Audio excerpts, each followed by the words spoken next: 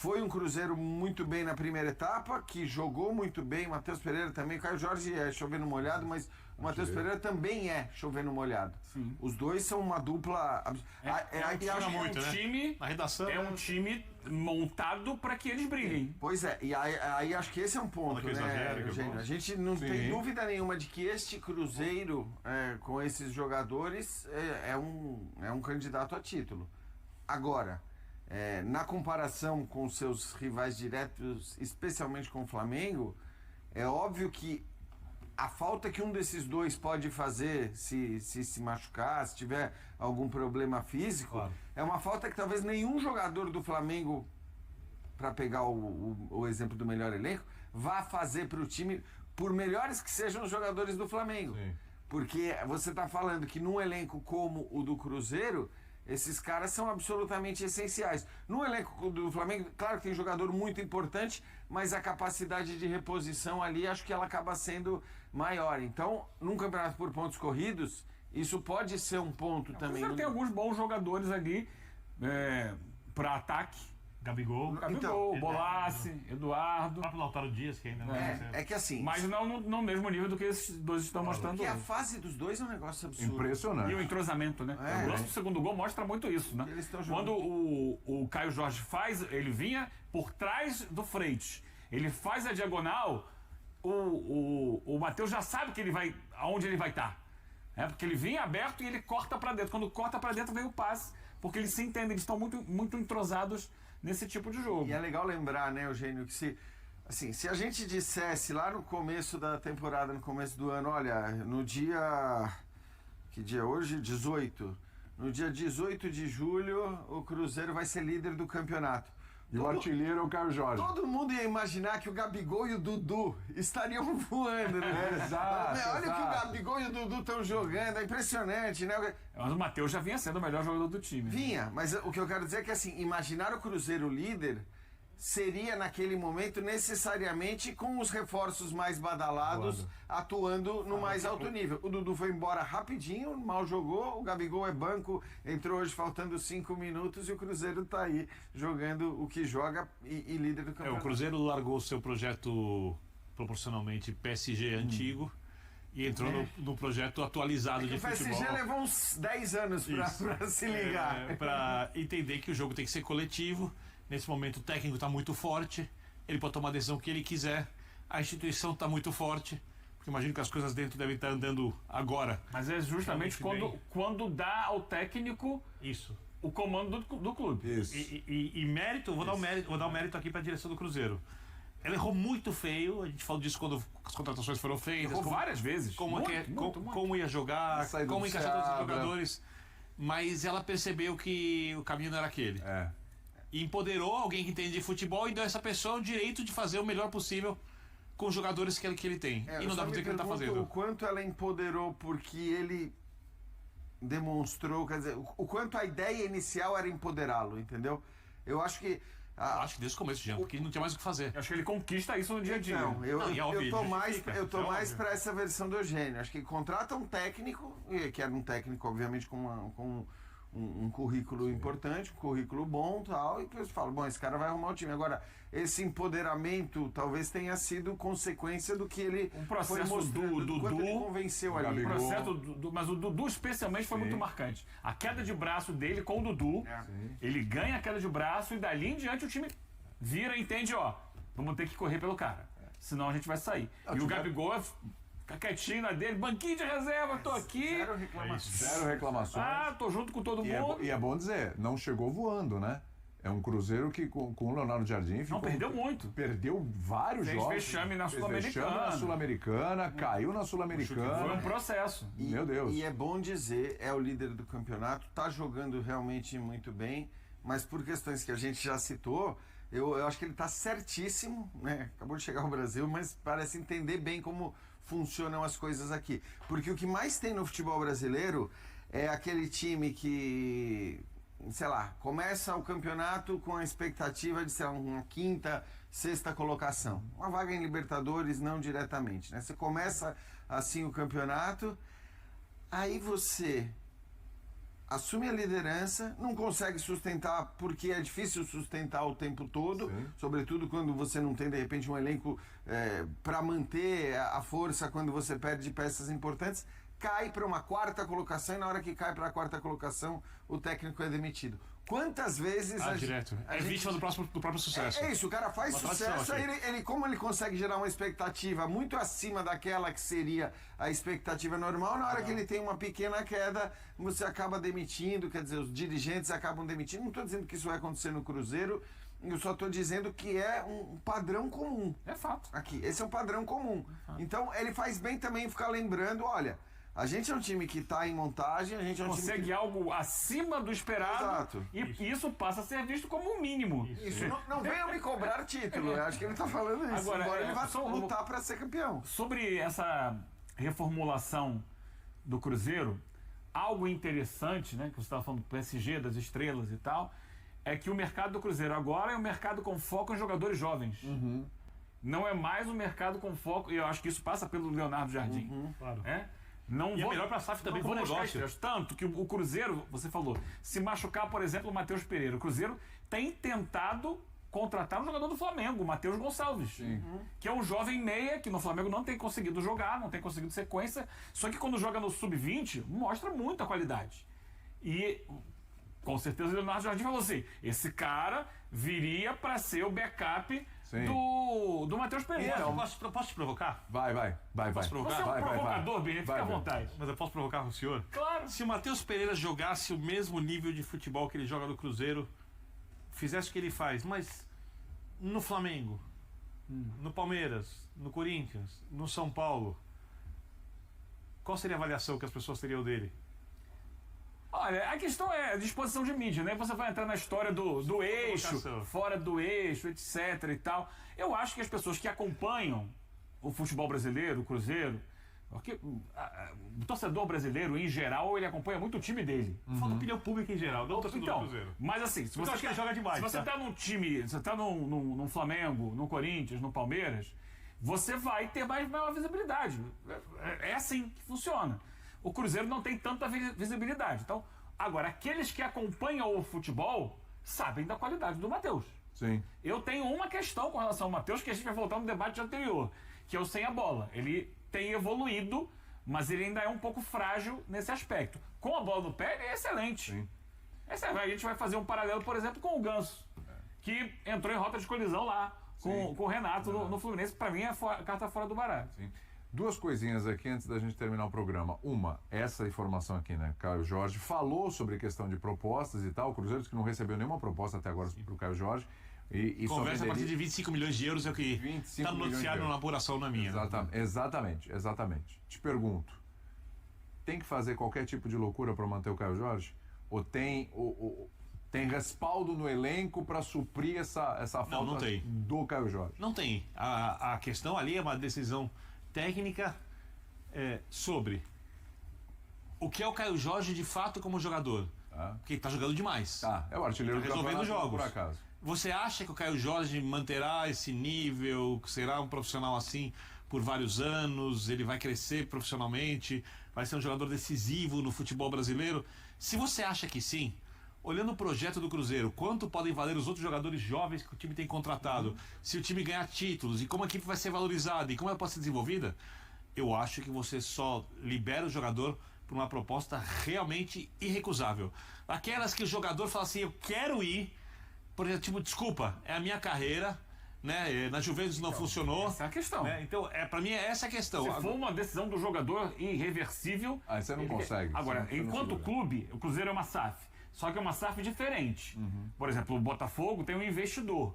O Bahia tem um investidor. Sim. O Bragantino tem um investidor. O Cruzeiro é uma SAF hoje de um torcedor.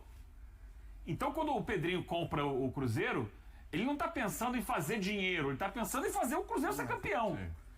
É diferente. Agora, se o jogador não quer ficar de jeito nenhum, é impossível segurar. O jogador vai embora. Eu acho que o ideal para o Cruzeiro seria fica até o final do ano. Outra coisa. Sai na janela de final do ano, lá, janeiro da Europa. Outra coisa, acho que 2 pontos. Primeiro, não tem fazer loucura, né? Porque o Cruzeiro tem um contrato com o Caio Jorge. Então fazer loucura seria não vendê-lo. pelo valor. Mas você sabe como funciona, tem contrato no momento, chegar lá, um aumentinho e tal, não sei o que. Se ele cumprir as metas, o Cruzeiro vai pagar 6 vezes com as metas. Mas eu sempre cito o exemplo, o Gustavo Gomes, acho que foi um cara que sentou aqui com a gente no Bola da Vez e falou, claro que todo mundo, né, nem todo mundo é profissional do mesmo jeito, mas o próprio Dudu, que é um jogador muito polêmico, a gente lembra de uma época que ele quis deixar o Palmeiras, e não estou falando para ir ao Cruzeiro, era para jogar na China, um salário astronômico, e o Palmeiras falou, não, desculpa. Pra fazer justiça ao cara que é muito criticado, o Alexandre Matos o convenceu, o Cuca permitia até que liberasse na época, e dali em diante ele foi o melhor jogador do Palmeiras no título no segundo semestre. Absolutamente profissional, jogando, ficou, entendeu que tinha que ficar, porque ele tinha um contrato assinado, então o clube não tinha nenhuma obrigação de dar um aumento para ele ou qualquer coisa, porque tinha um contrato assinado, com um salário bom até um prazo determinado. Se o jogador quer se prejudicar e parar de jogar e fazer corpo mole, ele vai ser o maior prejudicado. Claro que o clube também, mas o jogador vai ser sempre o maior prejudicado porque ele vai desvalorizar. Então eu acho que primeiro tem isso. O Cruzeiro não precisa fazer nenhuma loucura para manter o Caio Jorge. O Cruzeiro só precisa dizer não para a proposta que vai chegar. Claro que se chega uma proposta de 50 milhões de euros, aí é uma loucura talvez você dizer não. Claro. Mas não acho que vai chegar. Até porque, aí a gente lembra, é um jogador que deu um azar monstruoso, né? Porque ele foi vendido para a Juventus num momento que para mim não justificava ele ir para a Juventus. Pelo que ele tinha feito no Santos, não era um jogador que você falava, deu para entender, a Juventus contratá-lo realmente. Foi uma assim, ou até um olhar aguçado, talvez, porque acho que agora ele tá jogando até mais. Bem mais. Depois se lesionou. Ele tá jogando mais. Então, assim, ele já passou por lá, ele já... E acho que para ele mesmo, até por isso, é legal ter uma temporada em alto nível, terminar a temporada aqui e depois, se for o caso, ser negociado. Lucas, uma grande vitória com autoridade diante de um adversário que vem embalado, né? O Fluminense fez uma grande campanha na Copa do Mundo de Clubes e o Cruzeiro teve maturidade. O Mister até falou que soube ali se defender depois com a pressão do Fluminense. Dá para dizer que foi um jogo perfeito aqui no Maracanã, né? Acho que foi um jogo muito bom. Diante de um adversário que vem confiante pelo que fez no Mundial de Clubes. Também tem momentos que a gente tem que saber jogar suportando a pressão, e acho que foi um jogo muito bom para isso. Conseguimos ser letal no ataque, fazendo 2 gols e depois suportando a pressão, não dando espaço. Eles têm um ataque muito rápido, muito forte, e aí a gente conseguiu suportar bem e sair daqui com a vitória que a gente queria muito para poder assumir a liderança. Lucas, como que tem que ser essa mente forte, né? Porque você fala de letalidade, que o time foi letal. Você, como capitão do Cruzeiro, às vezes coloca ali a mão na cabeça, galera, calma, vamos... Como é que é essa orientação? Procurando ali passar tranquilidade para os companheiros, para saber administrar esse ritmo, de suportar a pressão e na hora do contra-ataque a gente ser letal. E a gente vem conseguindo trabalhar isso bem nos treinamentos, aplicando bem nos jogos, principalmente com o Caio, que vive uma grande fase. Então a gente tem explorado bastante a velocidade dele no contra-ataque e ele, finalização, o homem tá cheirando gol e aí tá conseguindo a gente encontrar bem ele dentro da área e ele fazendo os gols.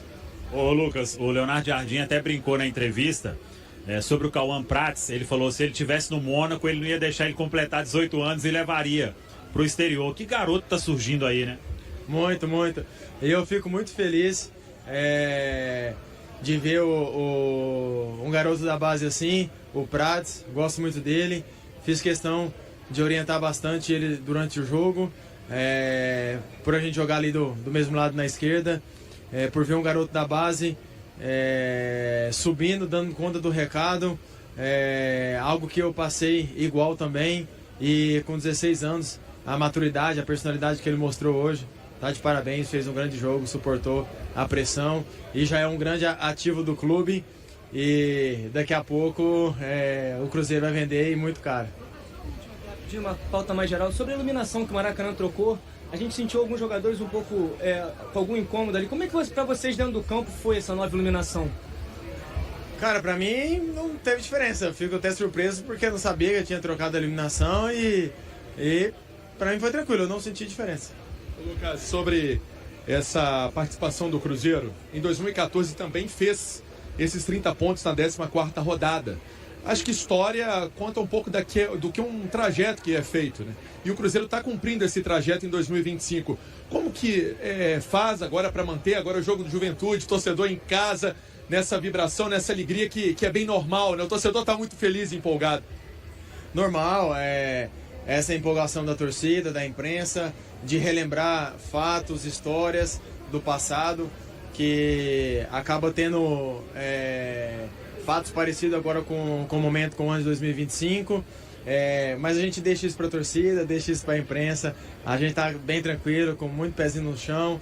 Eu, como capitão, faço questão de tranquilizar todos os jogadores no nosso dia a dia, hoje principalmente no pós-jogo. Somos líderes do campeonato, mas ainda tem muita coisa para acontecer. Se a gente continuar desse jeito, com a mesma pegada, aí sim, no final, a gente pode brigar ali pelo título. Mas estou muito feliz e muito orgulhoso da equipe hoje, pelo jogo que nós fizemos.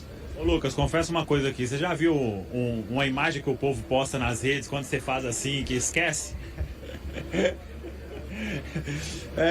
Eu confesso que eu já te falei uma vez, Samuel, que eu não acompanho tanto, assim, redes sociais e tal, mas eu tenho muitos amigos cruzeirenses apaixonados e tem coisas que acaba que você vê, que eles mandam muito o tempo inteiro, e aí tem isso aí, eu já vi, e aí eles me mandam sempre pré-jogo, falam, pelo amor de Deus, faz isso, deixa eu dormir tranquilo, e aí ficou uma brincadeira, legal, mas bem tranquila, bem pé no chão.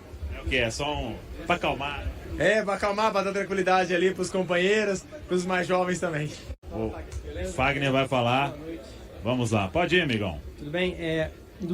Desde o Clássico Mineiro, são 10 jogos e apenas 3 gols sofridos pelo Cruzeiro. Além disso, somado a isso, tem o artilheiro do Brasileirão. Queria que você falasse desses 2 pilares para esse bom desempenho do Cruzeiro no campeonato. Cara, isso vai fortalecendo cada vez mais o grupo, né? O conjunto, que é o que a gente vem falando. Se o time não defender bem, a gente não consegue construir bem, né? Então, todos os jogadores marcam, todos os jogadores ajudam na construção. Então, a equipe num todo, ela vem conseguindo, né, se consolidar. E a gente fica feliz que as coisas vêm acontecendo, todo mundo vem entendendo, se dedicando, né, cada dia mais para que as coisas aconteçam como elas vêm acontecendo. Ô Fagner, é um jogo de muita maturidade do time, né? Abre 2-0, Fluminense vivendo um momento especial, voltando de Copa do Mundo de Clubes, vem pra cima e o Cruzeiro suporta, se defende bem e sai daqui com um grande resultado, sem levar gol ainda e voltando depois de muito tempo à liderança do Brasileirão. É muito importante, né? Você sair de casa para um jogo difícil como esse, né? E você ser tão maduro como a equipe do Cruzeiro conseguiu ser hoje.